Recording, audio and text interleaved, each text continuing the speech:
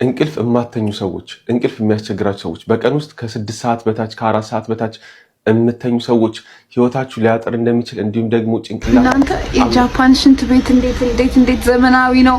እጠበኝ አልኩት አጠበኝ። ይሄን ደረሰኝ ይውልኝማ ስንት ይላል? 490 ሺህ እደግመዋለሁ 490 ሺህ። ይሄ የሆቴል ክፍያ አይደለም፣ የሆስፒታል ክፍያ ነው። Akizijui nilikosa nini luku juu vile muipiga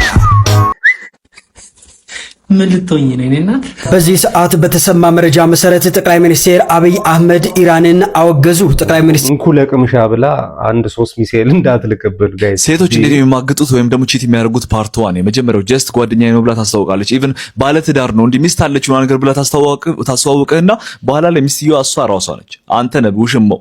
ገብቷል? ሰላም ውድ ያገሬ ልጆች እንዴት ናችሁ? ዛሬም እንደተለመደው ከሶሻል ሚዲያ አነጋጋሪና ወቅታዊ የሆኑ ቪዲዮችን ይዤላችሁ ቀርብ ያለው። በዛሬው ቪዲዮቻችን ቬሮኒካ አዳነ የሰው ባል ቀምታለች እየተባለ ነው። እሱም ቪዲዮ አብረን የምናይ ይሆናል። ጠቅላይ ሚኒስትር አብይ አህመድ በዩኤኢ ጉብኝት እንዳደረጉ ሁላችንም የምናውቀው ነገር ነው። በዛ ጉዟቸው ላይ አንድ መግለጫ ሰጥተዋል። አስደንጋጭ መግለጫ ነው። እሱንም አብረን የምናይ ይሆናል። ሌሎችም አዝናኝ አስተማሪ የሆኑ ቪዲዮዎች እንደተጠበቁ ናቸው። ለዚህ ቻናል አዲስ ከሆናችሁ ላይክ፣ ሰብስክራይብ በማድረግ ይህን ፋሚሊ ተቀላቀሉ። ሐሳብ አስተያየቶቻችሁን ኮሜንት ሴክሽን ላይ ጻፉልኝ። ወደ ቪዲዮ እንግዲህ ከዚህ ታሪክ በኋላ ማለት ነው ለሰው የምትነግሩትን ነገር በጣም በጥንቃቄ መሆን እንዳለበትና ይወደኛል ብላችሁ የምታስቡትም ሰው at some point እንዴት ያን ነገር ፍሊፕ ሊያደርግባችሁ እንደሚችል ስለማታውቁ እንድትጠነቀቁ ብቻ ተጠንቀቁ የሚል አይነት ይዘት ያለው ስቶሪ ነው ይዤላችሁ የመጣሁት። ስቶሪ ታይም። ሰላም እህቴ፣ የምኖረው ኢትዮጵያ ውስጥ ነው። የአንድ ልጅ እናት ነኝ። ከባለቤቴ ጋር ከተለያየ ቆይቻለሁ። ልጄን ለእናቴ ሰጥቻት ስራ ፍለጋ ወጣሁ። በዛ አጋጣሚ በጣም ጥሩ የሆነች ጓደኛ አገኘሁ። ከኔ ትንሽ በእድሜ ታንሳለች፣ ቢሆንም አስተዋይ ነችና ወዳታለሁ። ከ5 ዓመት በፊት ዘመዴን አስተዋውቂያት ጥሩ ፍቅር ላይ ናቸው። በዚህም ታመሰግነኛለች። ለኔ ግን ህይወት ከባድ ነበረ።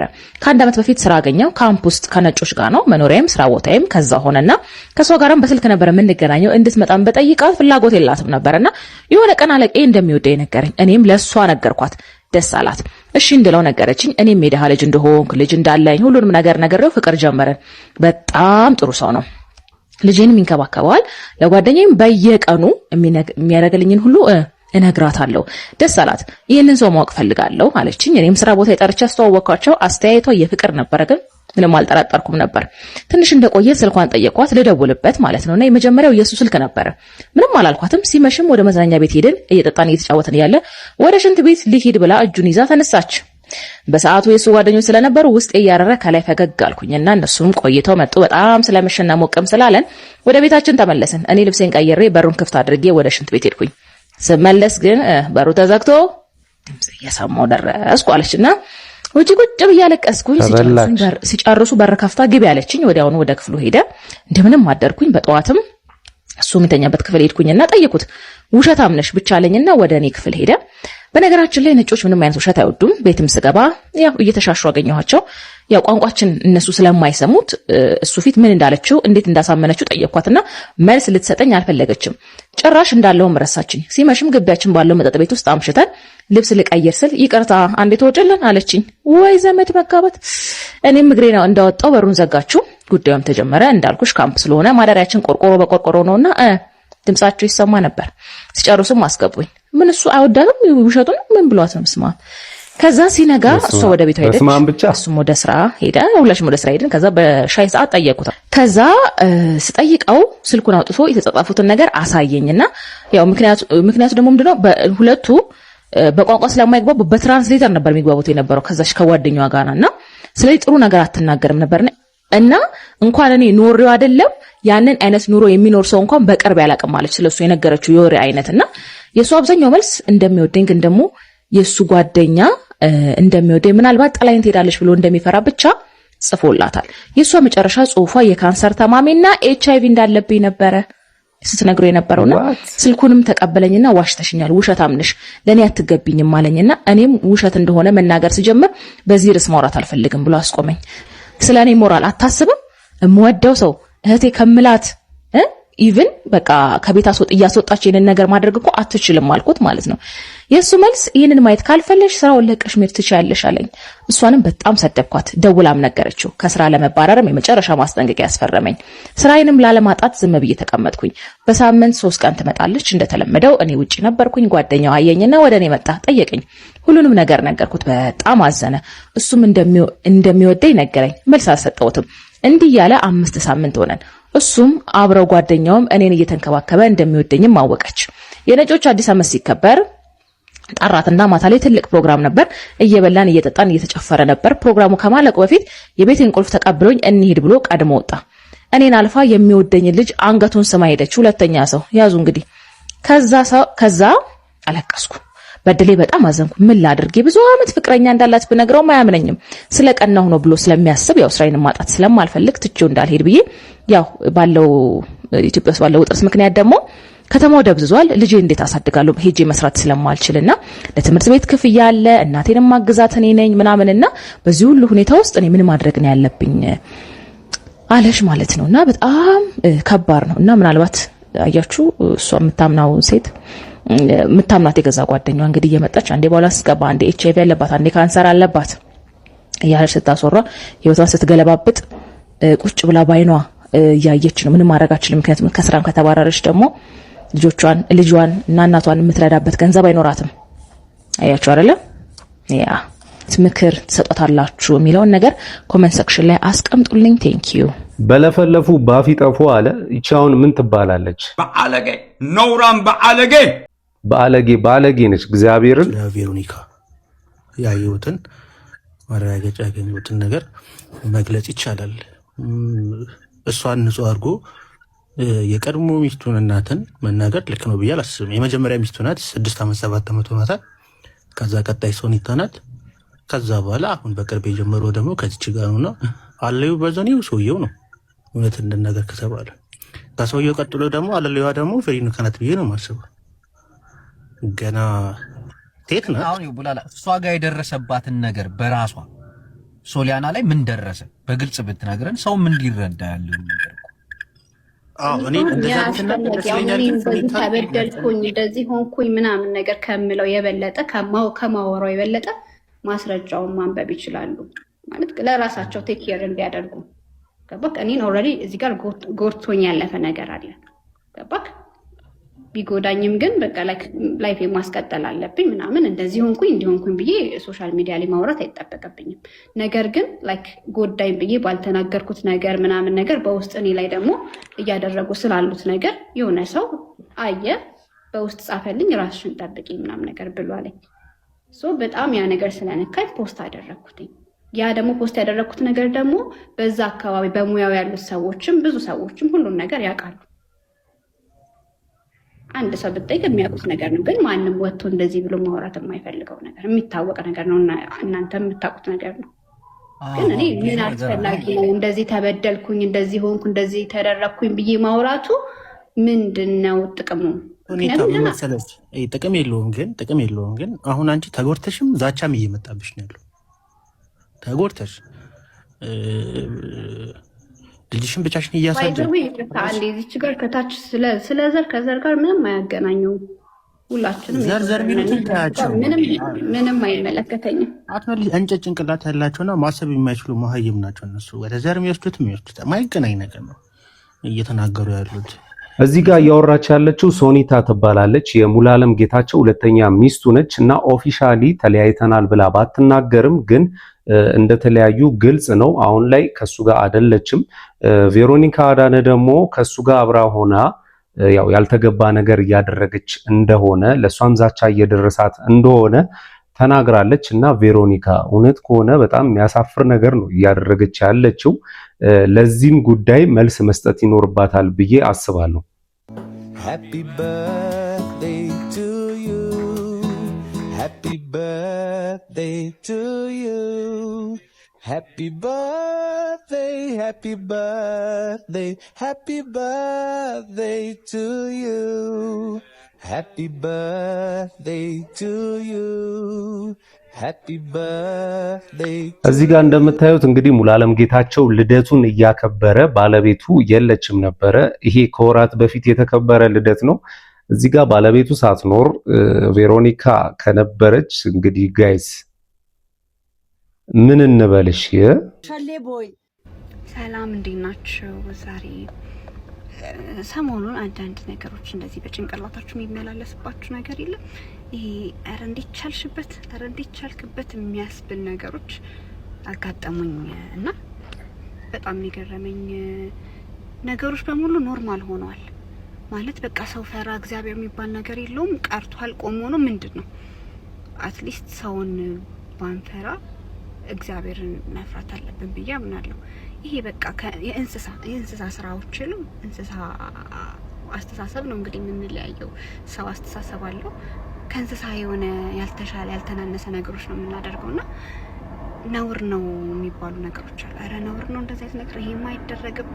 በቃ ቢያንስ ትልልቅ ሰዎችን እንኳን አክብረን ፈርተን ምናምን ምንም በቃ አንዳንድ ሰው በድን ሆኗል እና ትክክል እንደሆነ በቃ ደረቱን ነፍቶ ምናምን ነገር ይሄዳል። ፈጣሪውን አይፈራም፣ ሰውን አይፈራም፣ ነውር አይፈራም፣ ግፍ አይፈራም። ግን እንደዚህ አይነት ሰዎች እውነት ላይክ እግዚአብሔር ያያል፣ እውነት እግዚአብሔር ያያል፣ እውነት እግዚአብሔር ይፈርዳል። የእውነት ማለት ነው። እንደዚህ ሰው ላይ ግፍ በሰራችሁ መጠን የሆነ ግፋችሁ በበዛ ቁጥር ጊዜው ይሄድም ምንም ይበልም ትከፍታላችሁ። በእናንተ ህይወት እንዳይደረግባችሁ የምትፈልጉትን ነገር በሰው ህይወት ላይ እያደረጋችሁ እግዚአብሔር የለም ብሎ ማሰብ በጣም እውነት ሲፈርድም የዛን ያክል ነው፣ ሲፈርድም የዛን ያክል ነው። እና በጊዜ ከድርጊታችሁ ተቆጠቡ፣ ነውርን ወቁ፣ እግዚአብሔርን ፍሩ። ይሉኝታ ራሱ ለመልካም ነገር ይሉኝታ ጥሩ ነው። ይሉኝታ ሊኖር ይገባል። አጠገባችሁ ያለችውን ሰው እንኳን ከጤፍ አትቆጥሩ፣ ሪስፔክት እንኳን አታረጉም። በቃ ማለት ያንን መጥፎ ነገር እንደሆነ እያወቃችሁ ሰው ላይ በሰው ላይፍ ላይ እንደዚህ አይነት ነገሮችን ማድረግ ብቻ እንዲህ አይነት ነገር ኖርማል ሆኗል እና ተቆጠቡ። አሁን በትዳራቸው ላይ ምን አይነት ችግር እንዳለ እኛ ምንም የምናውቀው ጉዳይ የለም። ግን እኔ ምን ሰምቻለሁ መሰላችሁ? ሙሉዓለም ጌታቸው ቬሮኒካን ከቤተሰቡ ጋር የቤተሰብ ትውውቅ አድርጓሉ የሚባል ነገር አለ። እሱን እስኪ በደንብ አጣርቼ በቀጣይ ቪዲዮ ማቅረብላችሁ ይሆናል። ግን ሙሉዓለም እንዴት ነው ከዚህ በኋላ ካገባ እኮ ሃትሪክ ልሰራ ነው ማለት ነው። ቅምሻ ነው እንዲያስኮ ብራዘር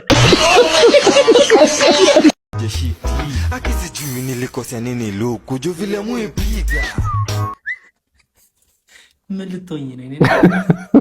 ምን ልትሆኝ ነው? አንተ መድኃኒዓለም ያክብርህ። እንኳን ገባ ስለፊት እንመለስበታለን፣ ግን እንኳን ገባ። ምን ልትሆኝ ነው? የዞርሽው እንዴ? ጭራሽ የተጠራቀመ የሶፋ ጨርቅ ነው የምትመስለው አንቺ ዳፍን። አረ ተው ተው እንዴ! አንተ የቆስጣ ፎጣ ግን በጃችሁ የቻሌንጁ አሸናፊ አንተ ነህ። ግን እንኳን ዘለህ ገባ ብራዘር፣ እንኳን አላየነው። እቺ ልታስቀጽፈን ነው። ሴቶች እንዴት ነው የሚማግጡት ወይም ደግሞ ቺት የሚያደርጉት? ፓርት 1 የመጀመሪያው ጀስት ጓደኛዬ ነው ብላ ታስተዋውቃለች። ኢቭን ባለ ትዳር ነው እንዲህ ሚስት አለች ነው ነገር ብላ ታስተዋውቅህና በኋላ ላይ ሚስትየዋ እሷ ራሷ ነች። ተነብውሽሞ ልጁ በአንተ በአቋም ሊሆን ይችላል ወይ ደግሞ በፀባይ ካንተ የሚሻል ከሆነ ለሷ በሷ አይኖች እንዲህ ከሱ ከጎኗ ታስቀምጥና አንተ ቋሚ ቦይፍሬንዷ ትሆናለህ። ከዛ ላይ እሱ ደግሞ የሆነ ነገር ችግር ሲፈጠር እና ነገር ገባ ይልና እንትኗን ያስተካክልላታል ማለት ነው። እንዲህ አንጀቷ ውስጥ ያለውን ነገርም እና ደግሞ ልቧ ውስጥ የጎደለውን ነገር ማለት ነው። አንተ ልትሰጣት የማትችለውን ነገሮች እና ጀስት ጓደኛዬ ነው ካለች ወይ ልጁ ሴቶች አይወድም ወይ ደግሞ ተዋሽተሃል። በቃ 80% ምናምን ነገር ተው በቃ ምንም አይደለም። እዚህ ዲፕ አልገባም፣ የሰው ሚስጥር አላወጣም። ሁለተኛው ለራሴ ጊዜ እፈልጋለሁ። አንተ ታይምህን ገንዘብህን ኢንቨስት አድርገህ እሷ ላይ በደንብ እንዲህ አብራችሁ ከሆናችሁ በኋላ የሆነ ሳለ እንዲህ ስትደብራት ምናምን ነገር በቃ ለራሴ ታይም እፈልጋለሁ ትለህና በቃ ዲስታንስ ታደርጋለች ለራሷ እንዲህ ለውስጧ እንዲመቻት ማለት። ከዛ የፈለገችው ሰው ትኮረኩርና የሆነ ከሁለት ወር በኋላ ነገር ስታያት ራሱ ሌላ ሪሌሽንሺፕም ጀምራ ሊሆን ይችላል። አንተ እዚህ ዘገም ካልክ ማለት ነው። እና እነዚህ ለራሴ ጊዜ እፈልጋለሁ ማለት መቼም የትኛውም ሴት ማለት ነው ብቻዬን መሆን እፈልጋለሁ፣ ብቻዬን እንዲህ አልጋዬ ውስጥ ተኝቼ መቆራመድ እፈልጋለሁ አትልም። ብቻዋን አይደለችም። እመነኝም አትመነኝም የራሱ ጉዳይ ነው። ሶስተኛው ገደል ግባ ወንዶች እንደሚያዩት ዋው ምናምን ብሎ እንዲቂጥና ነገር ማየት አይደለም። እነሱ ሲያዩ በቃ ጭንቅላታቸው ውስጥ እያንዳንዱን ልክ እንደ ፊልም መፍጠር ይችላሉ ከዛ ወንድ ጋር ምንም እንደሚያደርጉና ቺት ደግሞ ማድረግ የሚጀምረው እዚህ ውስጥ ነው እንጂ እነዚህ በአካል ስታደርጉት አይደለምና ጭንቅላታቸው ውስጥ የምታየው ነገር አንተ ገብተህ ብታየው እዚህ ውስጥ እንደዚህ አይነት ነገር ይቻላል ወይ ነው ነገር ብላችሁ የምትደመሙትና ሴቶች በጣም እዚህ ጭንቅላታቸው ውስጥ የሚፈጥሩት ድራማ ወይ ደግሞ ፊልም የትም የሌለ ነው። እንዲህ አንቆ አስሮ ምናምን ነገር ሲያደርጋት ነው የምታየው ለራሷ የምትፈልገው አይነት ማለት ነው። እና በአይን ነው ቺት የሚያደርጉት አንዳንድ ጊዜ። አራተኛው በፈጣጣው አንተ የትም አባት እንደማትሄድ እንዲህ ፕሮሚስ ከገባላት ወይ ደግሞ አንተ በቃ ምንም አማራጭ እንደሌለ ካወቀች ከተደረዳች እንዲህ ፊት ለፊት ነው ቺት የምታደርገው እያያ ተቃ እንዲህ ትሄድና ከሴቶች ጓደኞቿ ጋር ነገር ፓርቲ ይወጣሉ። ከዛ ከሌላ ወንድ ጋር ነገር እንዳለች ታያለህ። አንተ ምንም ስለማታመጣ በሷ አይን በቃ የፈልገችውን ታደርጋለች። ከዛ ላይ ስትመለስ ያው ብላም ብለህ ትቀበላታለህ አንተ ማለት ነው። ሰልፍ ሪስፔክት ከሌለ አንተ ጋር እና ስለዚህ እንደዚህ አይነት ነገሮች ላይ አታዳፍሩ ሰዎችን። ሰልፍ ሪስፔክት የራሳችሁን አቋም ያዙ። አለበዚያ ማንም ሰው ይጮትባቸዋል። ሴቶች ብቻ አይደሉም። የመጨረሻው በኖቲስ ወንድ ልጅ ማለት ነው በዚህ ደደብ ነው። ምክንያቱም እኛም እንዲህ ቺትራ ነገር ትናደርግ የምንያዘው በብዛት እንዲህ ወንድ እንደ ጾታ ማለት ነው። ኢንስታግራም ላይ ቴክስት ሲደራረግ ወይ ደግሞ ቴሌግራም ላይ ቴክስት ሲደራረግ ነው።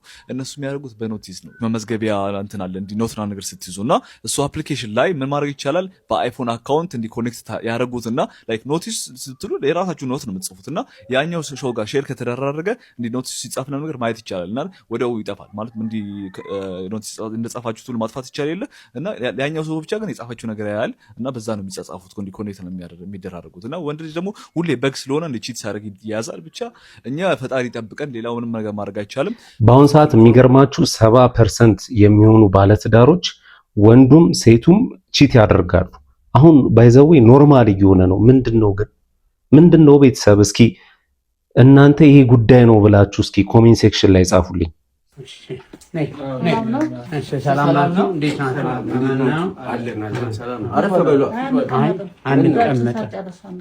ምን ነው ልጃችሁን ለልጃችን ብለን መጣ።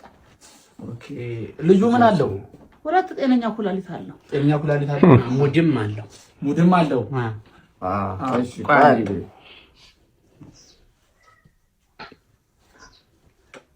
ያው እንግዲህ ተማክረናል።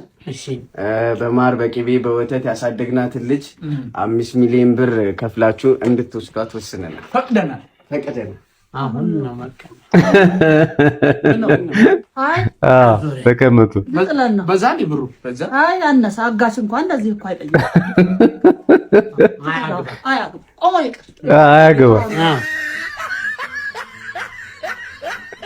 ቆሞ ይቅር አላለችም። ግን 5 ሚሊዮን ምንድነው? ሽያጭ ነው እንዴት የያዛችሁት? ፋብሪካ ምናምን በዚህ ሰዓት በተሰማ መረጃ መሰረት ጠቅላይ ሚኒስትር አብይ አህመድ ኢራንን አወገዙ። ጠቅላይ ሚኒስትር አብይ አህመድ በኤምሬትስና እንዲሁም ደግሞ በሌሎች የቀጠናው ሀገራት ላይ የሚሰነዝረው የኢራን ጥቃት አጥብቀው አውግዘዋል። የተባበሩት አረብ ኤምሬትስ ፕሬዝዳንት ልዑል ሼህ መሐመድ ቢን ዛይድም በሀገሪቱ የስራ ጉብኝት እያደረጉ የሚገኙትን የኢፌድሪ ጠቅላይ ሚኒስትር ክቡር ዶክተር አብይ አህመድን በቤተ መንግስታቸው ተቀብለው አነጋግረዋል። ጠቅላይ ሚኒስትር አብይ አህመድ በኤምሬትስና እንዲሁም ደግሞ በሌሎች የቀጠናው ሀገራት ላይ የሚሰነዘረው የኢራን ጥቃት የሀገራትን ሉዓላዊነትና እንዲሁም ደግሞ ዓለም አቀፍ ሕግን የጣሰ መሆኑን በመጥቀስም ኢትዮጵያ ለተባበሩት አረብ ኤምሬትስ ደህንነትና ሰላም ያላትን አጋርነት አረጋግጠዋል። እናንተስ በዚህ ጉዳይ ምን ትላላችሁ? ሀሳባችሁን አጋሩኝ። ጋይስ እንዴት ነው ከኢትዮጵያ ከኢራን ጋር ያላት ርቀት ምን ያህል ነው? አሳሰበኝ። እንኩ ለቅምሻ ብላ 1-3 ሚሳኤል እንዳትልቅብል ጋይስ ሁሉ ጊዜ ከአብይ አህመድ በጣም የሚገርም ነገር ብሎ ማለት አይፈራም። እስከ ጥግ ድረስ አለው ወኔ። ባለፈው ወለጋ ሊሄድ ነው ተባለ። ኦነግ ተነሳና ወንድ ነው ይምጣ ከነ መኪናው ከነ ቪኤቱ አፍነን ዱቄት እናደርጋለን። ይሄ የኮርቤሳ ልጅ አሉ ነቀምት ሄዶ አስመርቆ ፋፍል ልጭ ብሎ ስቴዲየም ውስጥ ኑጅራዳ ህዝብ ይገኛ ስንጃለና አለ ተመለሰ። የሆነ ጊዜም ደግሞ ባህር ዳር ሄዳለሁ አለ። እንደ ፋኒቲካ ይምጣ ይሰው እየተባለ ፋዶ አለ ከነ መኪናው ከነ ሄሊኮፕተሩ ይዘን እንቀብራለን አለ። ይሄ ፋሽስት አብይ አህመድ የምን ልጎል። ከዛ ባህር ዳርም አልፎ ጎንደር ሄደ ቀብረር ብሎ ማለት ፋሲል ቤተ መንግስት ከነ ጭንቅላቱ ገብቶ በቂጡ ነው የወጣው በግራውንዱ ማለት ነው። ከዛ በኋላ ተመለሰ። ዛሬ ደግሞ ተነስቶ እንዲህ ፒፕሉ ሰማይ ላይ ሲጫወት በጨዋታ እሱ ጥሶ ማለት ነው ዱባይ ገባ። ከራሳቅ ብራዘር እናንተ ጫካ አያስቅም። አስተውሉ። ይሄ ሰውዬ ከባድ ነው። ይሄ ሰውዬ ነው እንዴ ለማሸነፍ የምትጥሩት? የምን ነገር ምስኪን ደህና ልጅ አታስጨርሱ። አልፋችሁ ቁጭ በሉ። የራሴ ነው የምሬ እኮ እኔ ምንም የማንም ፓርቲ ደጋፊም አይደለሁም። ጀስት ግን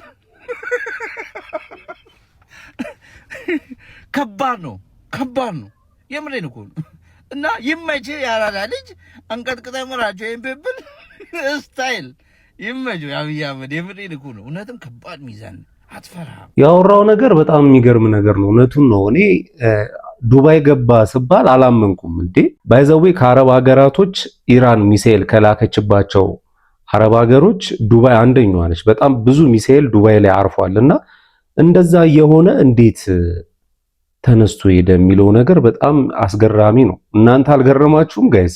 በታላቁ የአብይ ጾም ወቅት በስጋ መሸጡ ቅሬታን አስነሳ። አንጋፋው ጋዜጠኛ ዋልተ ንጉስ ዘሸገር ዛሬ ጠዋት በበውንና በህሊላው ላይ የፈጠረውን ከባድ ስሜት እንዲህ ሲል ገልጾታል። በጣም ይሄን ሰሞን የታዘብኩት ያለው ነገር ይሄን ነገር ነው።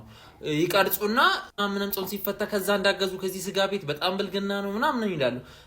አንዳንዴ የምትጾሙ ሰዎች በጣም የማይጾሙ ሰዎችን አቢውስ ታደርጋላችሁ እና ጾምም አይደለም የናንተ ብዬ ወስዷል። እኛ ነገር ስጋ ቤቱን የሚከፍተው ሰውዬ ቢክራ ያለበት ልጆች ያሳድጋል ማለት እዳ ውስጥ ይሆናል ምናምን በቃ የመጨረሻ ለሱም ከባድ ይሆናል። አንደኛ ነገር ማለት ነው ስፔሻሊ ክርስቲያን ከሆነ ማለት ነው።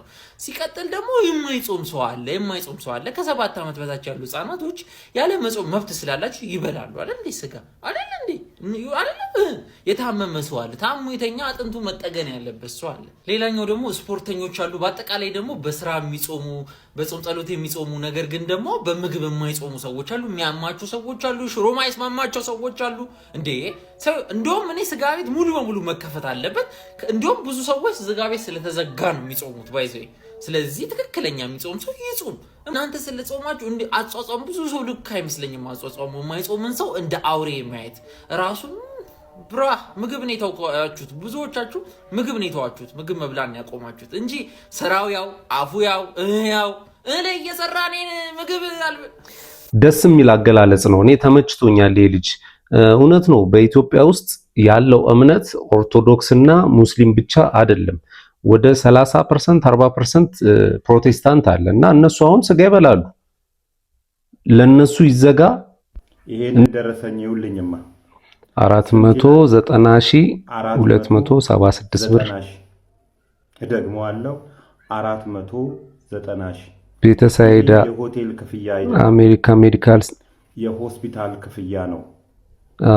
አርብ ዕለት አንድ እህታችን ታማ ቤተዛይዳ ሆስፒታል ገባች። እሑድ ዕለት አረፈች። ይሄ የእግዚአብሔር ስራ ነው። ሂሳብ ስንት ነው ሲባሉ 490,000 ቤተዛይዳ ሆስፒታል ነው እንደዚህ የሚለው። ዘንድሮ ታመን መዳን ራሱ አንችልም። ይሄን ደረሰኝ ይዤ ያላሳየሁት ሜዲካል ዶክተር የለም። በፍጹም ስተት ነው ያለው። በፍጹም አልጋ አርብ ሆስፒታል ገብቶ እሑድ ላረፈ ሰው የ2 ቀን አልጋ 52,000። አረን ተሳሰብ ጎበዝ። አብረን ነው እኮ ምን ዘልቀው እየተሳሰብን እንጂ። ዘንድሮ እኮ የብሔር ጥያቄን ለመፍታት አይደለም ጫካ መግባት ያለብን፣ ወይም ደግሞ የሃይማኖት ጥያቄን ለመፍታት ለመኖር ብለን ጫካ መግባት ግድ ነው እንጂ በእንደዚህ አይነት ሁኔታ አንዘላለቃት። 490,000 ለ2 ቀን ሕክምና 490,000። እናንተ ላይም እኛ ላይም አንድ ቀን ይደርሳል ካሁኑ ሃይ ካልተባሉ።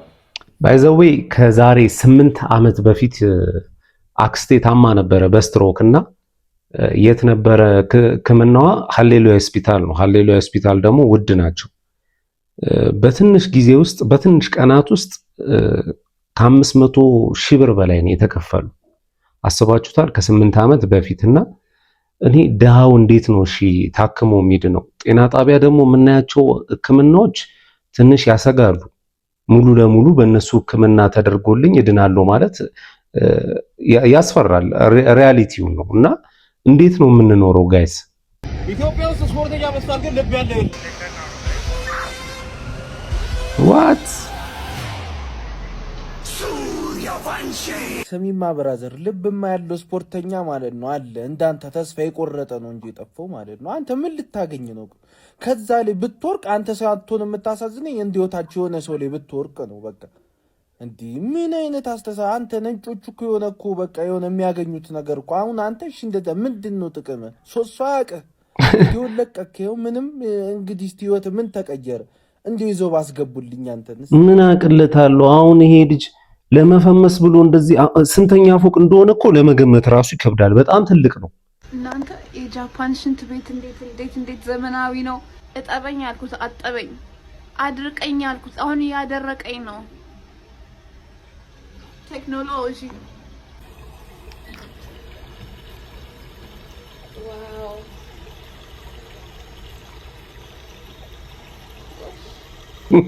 ቪዲዮ የምትሰራው ካካያልሽ ነው። ባይዘው ይሄ ቴክኖሎጂ እኛ ሀገር ቢመጣ እኛ ቤት ቢሆን እኔ እዚሁ ማደሬ ነው። እንዴ የታድረሽ ነው ግን? በፈጣሪ ስም የታድረሽ ነው? እንደዚህ በጠዋት መተሽ እንዳልቆጣሽ የቤቱን ልብስ በሙሉ አውጥተሽ ታጥቢያለሽ። የቤት ሰራተኞች ግን ለምንድን ነው ረፉ ብለው ሲሄዱ የማይመለሱት? ከዛ ስደውልም አታነሺ ወይ አልመጣም ብለሽ አትናገሪ። ምን ማለት ነው ግን? አብዛኛው ሰው ግን የተቸገረው ይሄን ይመስለኛል። አይመጡማ እረፍት ወጥተው ራሱ አንዳንድ ሰራተኞች እንዳንቺ አይነት ሰራተኞች ማለት ነው አይመለሱም ወደ ቤት። እረፍት ብለው ከሄዱ አይመጡም። በዛው አልቀረውም መጥቻለሁ ላድር ነው ምናምን ብለሽ አትናገሪም? ታዲያ ትቆጭኛለሽ። ለምን ነው የምትቆጣሽ? እኔ ማደር ካለብሽ ታረልሽ፣ መምጣት ካለብሽ ትመጫለሽ። ሲጀመር እውነቱን ተናግሮ እሷም ሜዳ አልመጣችም፣ አንቺም ለሶስት ቀን የፈቀድሽላት። እሷ እኮ ረፍት ወጥታ እኮ አታውቅም። እኔስ ታዲያ አንቺ ጥምቀት አብረሽኝ ስትዞሪ ነበር። አንቺ እኮ ጉልበተኛ ነሽ ሲጀምር፣ በጉልበትሽ አዳሪ። አሁን በጠዋት ልብሱን የምታጥቢው ሩፋኤል ነው ዛሬ እንትን ጥፋትሽን ለመሸፈን ነው። እና ዘበኛ ቅጣሪላታ። መፍትሄው እሱ ነው። ወጣ እንዳታረብሽ ከፈለግሽ። እንቅልፍ የማተኙ ሰዎች፣ እንቅልፍ የሚያስቸግራቸው ሰዎች፣ በቀን ውስጥ ከ6 ሰዓት በታች ከ4 ሰዓት በታች የምተኙ ሰዎች ህይወታችሁ ሊያጠር እንደሚችል እንዲሁም ደግሞ ጭንቅላታችሁ አንጎላችሁ ሊቀነጭር እንደሚችል ሊያንስ እንደሚችል ታውቃላችሁ። የዚህን መፍትሄ ንገራችሁ እንዴት የተሻለ እንቅልፍ መተኛት እንደምትችሉ ማለት ነው። እንቅልፍ በአግባቡ አለመተኛት እጅግ በጣም ዲቫስቴቲንግ ወይም ደግሞ ከፍተኛ የሆነ ጉዳት ጤናችን ላይ ያመጣል። ምክንያቱም እንቅልፍ በምተኛበት ሰዓት ብዙ ነገሮች ሰውነታችን ውስጥ ይከሰታሉ። በተለይ ደግሞ አንጎላችን ላይ ብዙ ነገሮች ይከሰታሉ። እንቅልፍ አለመተኛት ለተለያዩ በሽታዎች ያጋልጣል። ለመጀመሪያው በጣም ቀላል ነው። ጠዋት ስትነሱ ፀሐይ በደንብ መሞቅ። ከእንቅልፋችሁ ልክ እንደተነሳችሁ ቲክቶክ መክፈት አይደለም፣ ኢንስታግራም መክፈት አይደለም፣ ፌስቡክ መክፈት አይደለም። ልክ እንደተነሳችሁ ፀሐይ እንዲያገኛችሁ፣ ፀሐይ አትሊስት ለ10 ለ20 ደቂቃ ሊያገኛችሁ ይገባል። ያ ደግሞ ሰርካዲያን ሪትም የምንለው እንዲስተካከል ይረዳችኋል ማለት ነው። ስለዚህ ጠዋት ላይ ፀሐይ ልታገኙ ይገባል። ሁለተኛ ደግሞ ማግኒዥየም መጠቀም። ማግኒዥየም የተለያዩ አይነቶች አሉ። ነገር ግን ማግኒዥየም ግላይሲኔት ብትጠቀሙ ለእንቅልፍ በጣም ይረዳችኋል። ማታ እንቅልፋችሁን ከመተኛታችሁ በፊት ከ30 ደቂቃ ከ1 ሰዓት በፊት ማግኒዥየም ግላይሲኔት መውሰድ፣ ያ ጥሩ እንቅልፍ እንድታገኙ እንዲሁም ደግሞ ጭንቀት እንዲቀንስላችሁ ይረዳችኋል ማለት ነው። ሶስተኛው ደግሞ እንቅስቃሴ ማድረግ። እንቅስቃሴ ማድረግ ማለት ጂም መግባት ማለት አይደለም። ከስራ ስትመለሱ ወክ ማድረግ ሊሆን ይችላል። ከቤታችሁ ወጥታችሁ ረዘም ያለ ወክ ማድረግ ሊሆን ይችላል። ቤት ውስጥ ቁጭ ብላችሁ የምትውሉ ሰዎች፣ ረጅም ሰዓት ሳትንቀሳቀሱ የምታሳልፉ ሰዎች እንቅስቃሴ ማድረግ ይጠበቅባቸዋል። ሰውነታችሁ ይደክማል፣ የዛኔ እንቅልፍ ይወስዳችኋል ማለት ነው። ሌላ ደግሞ ወተት በተርመሪክ በእርድ ማለት ነው። እሱን ከመተኛታችሁ ከ30 ደቂቃ በፊት ከ1 ሰዓት በፊት መውሰድ። በወተት ውስጥ የሚገኙ ንጥረ ነገር እንቅልፍ እንዲወስዳችሁ ይረዳችኋል ማለት ነው። ስለዚህ እነዚህ ነገሮች ተጠቀሙ እባካችሁ። እንቅልፍ በጣም አስፈላጊ ነገር ነው። ዶክተር ሶፎንያስ ኤርሚያስ ነኝ። አመሰግናለሁ። ዶክተር ለምክሩ በጣም እናመሰግናለን። ግን ብዙ ጊዜ ይህን ዶክተር አየዋለሁ እና የእሱ አይን ራሱ እንቅልፍ ያጣ ነው የሚመስለው። ብዙ ጊዜ አይኖቹ እንደዚህ ናቸው እና እስኪ ለኛም ስትመክረን ለራስህም ብተገብረው ጥሩ ነው። ምክንያቱም ዶክተሮች እንዳንተ አይነት ያሉ ዶክተሮች ለኛ በደንብ ያስፈልጉናል ብዬ አስባለሁ። ለማንኛውም ማይ ፋሚሊ ለዛሬ ያስኩላችሁ ቪዲዮ ይሄንን ይመስል ነበረ። ሌላ ጊዜ በተሻለ ቪዲዮ እስከምንገናኝ ድረስ ማጣት አያገኛችሁ፣ ማግኘት አይለፋችሁ። ሰላም ሁኑልኝ።